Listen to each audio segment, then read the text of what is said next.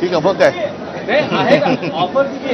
त्यांना माहिती नाही, तो नुसता बाकाचा नाही, प्रसंग बडा बाका आहे म्हणा. तर या गोष्टी थोड्या खेळीमिळीने झाल्यात आणि त्या खेळीमिळीनेच घ्यायला पाहिजे. पण सर काही बदल होत आहेत महाराष्ट्राच्या राजकारणात, कारण एकनाथ शिंदे पण आज म्हणाले की मी छोटे मोठे ऑपरेशन्स करत असतो. आज आनंदराज आंबेडकर पण त्यांच्या पक्षासोबत युती झाली त्यांची. जाऊ द्या, आता ऑपरेशनचा माझ्या एवढा अनुभव त्यांना नाहीये, त्याच्यामुळे मी छोटी मोठी ऑपरेशन करत नसतो, मी करतो ती मोठी ऑपरेशन करतो. ठीक आहे, मला वाटतं काय विषय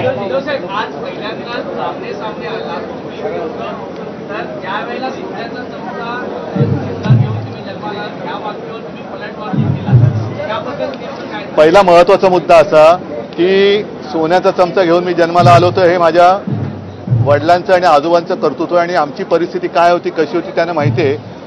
ज्यांनी त्यांना सोन्याच्या चमच्यातनं भरवलं, त्या अन्नाशी प्रतारणा केली, हे पाप जनता विसरू शकणार नाही. पण आज पहिल्यांदा तुम्ही विधान परिषदेमध्ये विरोधी पक्षात असताना भाषण केलं, त्यात विरोधी रेस्टॉरंट, निष्ठा असे अनेक विषय निघाले, ज्यावेळेस उपमुख्यमंत्री एकनाथ शिंदे तुमच्या समोर. त्यांना बोलण्याचा काय अधिकारच नाही, कारण मी तेच परत सांगतो की मराठी माणसाला स्वतःच्या हक्काची जी काय रोजीरोटी आहे ती मिळवून देण्याचं काम शिवसेना प्रमुखांनी केलं.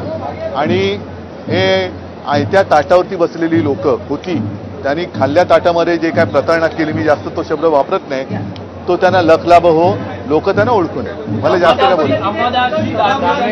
सभागृहात आज दोनदा मी पुन्हा येईल हे सभागृहात त्यांनी वाक्य अगदी देवेंद्र फडणवीस यांचं नाव घेऊन, मीच त्यांना सांगितलं ना माझ्या वाचनात, परत बोला तुम्ही म्हणा म्हणून.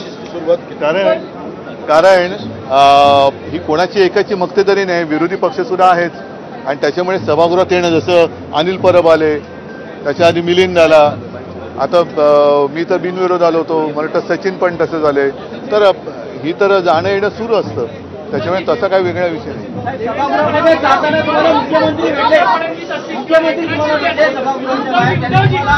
मला असं वाटतं याच्यापेक्षा सगळ्यात महत्वाचा विषय आज जी मी बातमी वाचली की नाशिकमध्ये आपल्या म्हणजे भाजपमध्ये यायला कोणताही अडथळा असू नये म्हणून ज्यांच्यावरती 15-20 दिवसापूर्वी आरोप केले गेले होते आणि आरोप केले म्हणून आम्ही काढलं, त्यांच्यावरचे आरोप मागे घेऊन त्यांना पक्षात प्रवेश दिला जातोय भाजपच्या.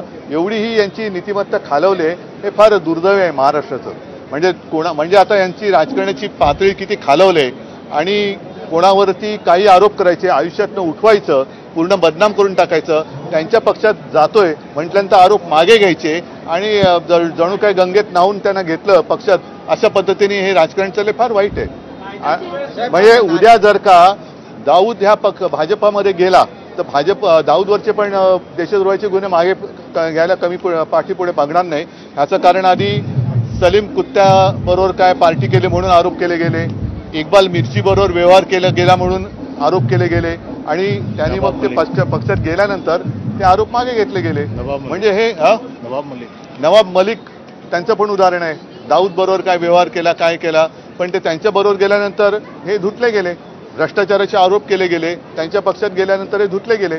म्हणजे यांना भ्रष्टाचार मुक्त महाराष्ट्र नाही करायचं आहे, तर भ्रष्टाचार आरोप मुक्त असा पक्ष करायचा आहे की जे आहे त्यांच्यावरती तुमचा आरोप आम्ही पुसून टाकतो, तुम्ही आमच्या पक्षात या. हे एवढ्या पातळीवरती राजकारण गेले, अशा वेळेला आम्ही आमने सामने आलो ते हे झालं का ते झालं, ह्या गोष्टी गौण आहेत.